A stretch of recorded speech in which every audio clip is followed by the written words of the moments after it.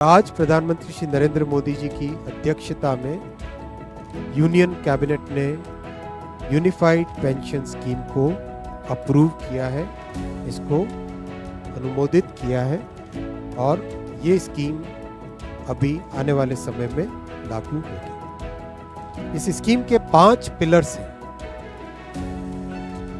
सबसे इम्पोर्टेंट विषय था कर्मचारियों की तरफ से कि हमें अश्योर्ड अमाउंट एक चाहिए, जो बहुत लॉजिकल और वाजिब रिक्वायरमेंट था। इस डिमांड पे एक मेथोडिकल वे में काम करके और एक्चुअरियल साइंसेस, जो लोग आगे का भविष्य का रिक्वायरमेंट वगैरह कंप्यूट करने का एक तरीका होता है जिसको एक्चुअरियल साइंस बोलते हैं, उनके साथ मिलके कई तरह के फाइनेंशियल मॉडल्स को प्रोजेक्ट करके और सबके साथ मिलके एक सिस्टमेटिक तरीके से 50% अश्योर्ड पेंशन, ये इस यूपीएस का सबसे पहला पिलर है। इसकी डिटेलिंग देखनी चाहिए हमें। जो ये अमाउंट मिलेगा वो रिटायरमेंट से पहले के 12 महीनों की एवरेज बेसिक पे का 50% होगा। मैं रिपीट कर रहा हूँ, अश्योर्ड पेंशन का जो अमाउंट है that will be the average of basic pay of 12 months before superannuation, उसका 50%। और इस फुल पेंशन के लिए जो क्वालिफाइंग एज रहे, क्वालिफाइंग सर्विस रहेगी, वो रहेगी 25 ईयर्स, यानी 25 वर्ष तक अगर किसी ने काम किया है, सेवा की है, तो उसको फुल पेंशन यानी जो ये अश्योर्ड पेंशन का अमाउंट है वो मिलेगा। 25 साल से अगर कम है लेकिन 10 साल से ज़्यादा है तो उसमें प्रोपोर्शनेट पेंशन रहेगी, प्रो रेटा वो पेंशन का अमाउंट बनेगा। जो कभी किसी कर्मचारी की डेथ हो जाए तो फैमिली पेंशन एक बहुत बड़ा स्पाउस के लिए ये बहुत बड़ी एम्प्लॉयज की एक रिक्वायरमेंट थी, डिमांड थी। तो सेकंड पिलर इस यूपीएस का है अश्योर्ड फैमिली पेंशन।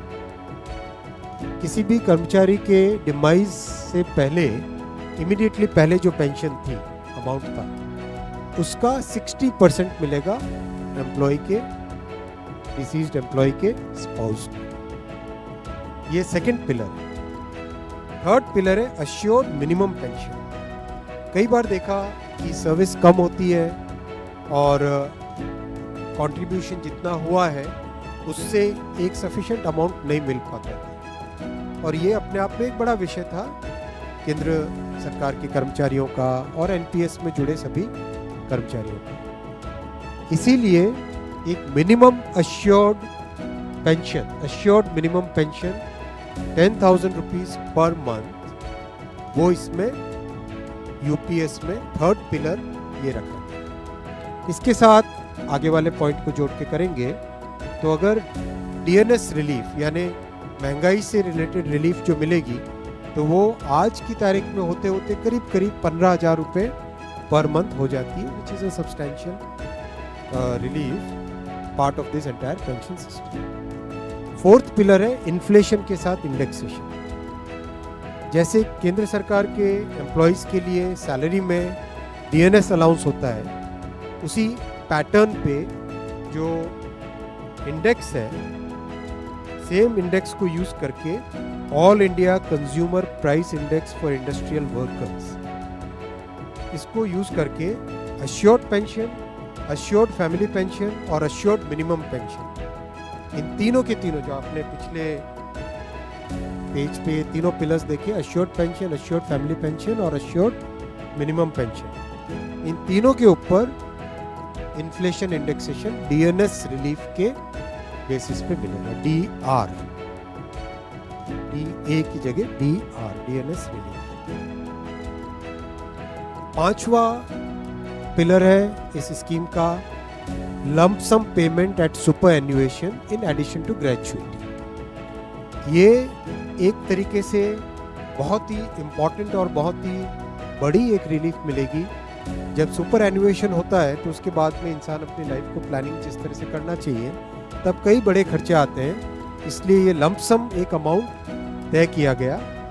ये है कि हर 6 महीने की सर्विस के लिए मंथली इमोल्यूमेंट्स विच मीन्स पे एंड डीए कंबाइंड, उसका 10% अमाउंट।